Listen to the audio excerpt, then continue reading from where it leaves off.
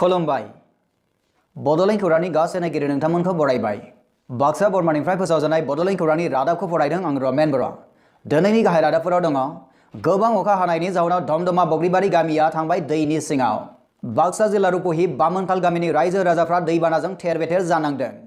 बर' थुनलाइ आफादनि खुंगा 50 बोसोरसालिया जथुमानि रायदाव आफादखौ दाफुंनाय जाबाय। नोंथाङा नायगासिनो दङ बड'लेण्ड खौरां। दानिया फैदो आबुं रादाबाव। गोबां अखा हानायनि जाहोनाव धमधमा बग्रिबारि गामिया थांबाय दैनि सिङाव। बेयो जाबाय धमधमा बग्रिबारिनि नुथाय।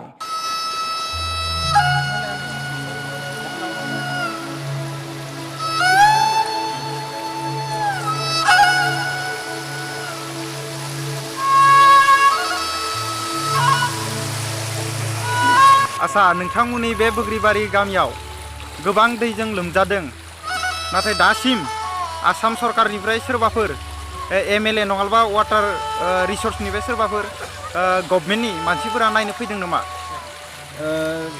दिनैसिम दासिम रावबो फैयाखै। मानो फैयाखै? फैनांगौमोन। बिसोरो प्रशासनबो फैयाखै आरो सरकारनिफ्राय रावबो फैयाखै। आरो दा बेयाव दै बानाया जागासिनो बा दै बानाया जादों, रावबो सहयोग लानो फैयाखै। बग्रिबारि गामियाव थानाय हनुमान सकआवबो दैया बेबायदिहाय लोमजोबदों। बे जाबाय धमधमा बग्रिबारियाव जानाय दैबानानि नुथाय। लामाया लोमनायनि जाउनाव फरायसालियाव थांग्रा फरायसाफोरा साइकेल बादिखौ नारनानैसो थांनो गोनां जादों। आसा आरोबाव गोबां अखा एबा दैया गासैबो गामिखौ लोमनायनि माबाफोर मोनसे आसा दं नामा? दङ, आसा दङ। बेयाव दैयाथ' फैगासिनो दङ, दैया बारायगासिनो दङ। बेयाव रावबोआनो खबर लाफैयाखै, नायनो फैयाखै। मिथिनो मोननाय बादिब्ला दासिम आसाम सरकार एबा बिटिसि सरकारनिफ्राय रावबो खौरां लाफैयाखै। नलबारि जिल्ला आरो बाक्सा जिल्लानि बर्डाराव गोबां अखा हानायनि थाखाय गोबां दैबाना जादों आरो बेवहाय रायजो राजाफोरा गोबां खहा जादों। नाथाय आसामनि आरो जोंनि बिटिसिनि रावबो इएमजिआ नायफैयाखै दासिमबो। मैया हराव गोबां अखा हानायनि जाहोनाव दा दैया एसे बारिबोदों आरो गोबां बारिबोबाय थादों दैया। गोबां दाउ अमा ओरै खहा जालांदों, मोसौ बोरमा ओरै दैजों गोजावलांदों, न' लोमदों, आबादथिलिया खहा जादों, गोबां हाखर हालानि नाफोरा धमधमानिफ्राय हरेन रामसियारिनि रिपर्ट, बड'लेण्ड खौरां। बाक्सा जिल्ला रुपहि बामोनखाल गामिनि रायजो राजाफ्रा दैबानाजों थेर बेथेर जानांदों। बे जाबाय आसार दाननि जुब जुब अखा हानायजों दैबाना जानानै थेर बेथेर जालांनाय बामोनखाल गामिनि नुथाय।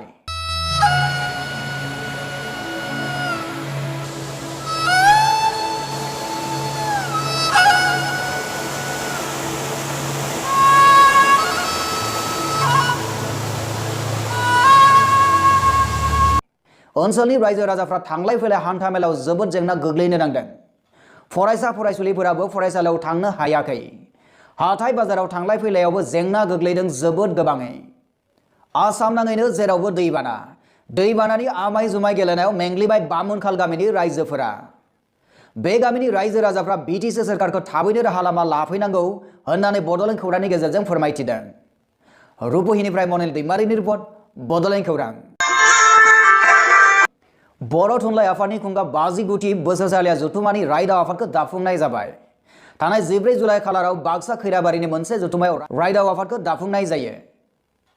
रायदाव आफादनि आफादगिरि महरै लोमस्राव दैमारि मावफुं सोद्रोमा इएमबिटिसि, रायदाव आफादनि आफादगिरि महरै महेश्वर बर', एमएलए आरो गाहाय नेहाथारि हिसाबै बिसमा बर' बिथांमोनखौ सायख'नाय जायो।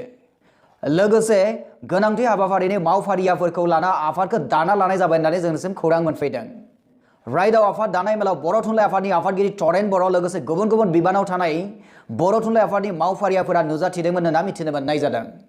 ओनसोलनि सानसुमै रायजो राजाफोरनि नुजाथिनायाव मावफुं आफादखौ मोजाङै मोजां दानाय जायो होननानै मिथिनो मोननाय जादों। गसाइगाव जियागुरिनिफ्राय खोरोमदाव लाइफांहारिनि रिपर्ट, बड'लेण्ड खौरां।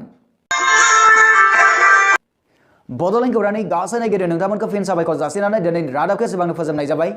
गोजोन्थों।